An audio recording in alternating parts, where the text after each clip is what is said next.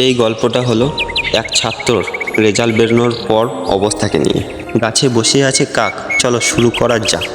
त्वमेव माता पिता त्वमेव त्वमेव बन्धुश्च सखा त्वमेव त्वमेव विद्या द्रविणं त्वमेव सर्वं मम देव कायेन वाचा मनसेन्द्रिय।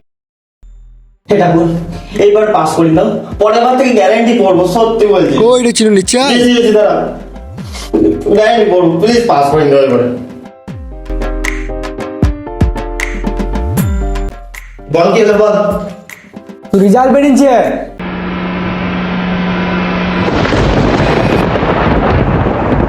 উঠ রেজাল্ট বেরিয়েছে, উঠ। রেজাল্ট আমি পাস করেছি তো, এ ঠাকুর আমাকে পাস করে দেবে বলছে, আমি তোকে 10 কেজি মোটি চুলে লাড্ডু দেবো ঠাকুর। আমি পাস করেছি তো, আমি পাস করেছি। বল আমি পাস করেছি কি? দেখ বলে দেখ পাস করেছি নি। হ্যাঁ রে হ্যাঁ, পাস করে গেছিস, পাস করে গেছিস। হে ঠাকুর তোমাকে লাড্ডু খেতে হবে না, ভুলে যা তুমি লাড্ডু পা, তোমার দুটো বাতাসে দিন দেবো, খেয়ে নিও। আর তাও আবার এখন দেবো না, পরে দেবো। দাঁড়া আবার চিত্র রেজাল্ট, দাদা।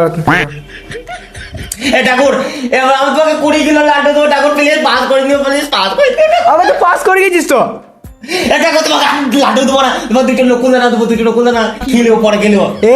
এটা তো বাবার নাম ভুল রয়েছে। হে ঠাকুর তোমাকে আমি 50 কেজি লাড্ডু দেবো ঠাকুর, পাস করে নাও প্লিজ, পাস করে নাও।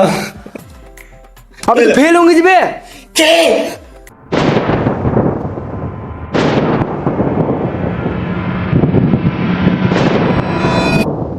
কিছুদিন পর দুবরাজপুর 10 টাকায় দুজন।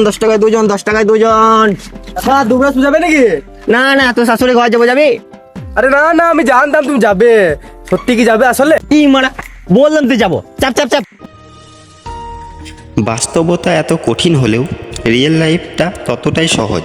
কারণ আমাদের বাস্তবে মাধ্যমিকে ফেল করলে টোটো চালাতে হয়, কিন্তু রিয়েল লাইফে যারাই আসলে মাধ্যমিকে ফেল করে তারাই জীবনে উন্নতি করতে পারে।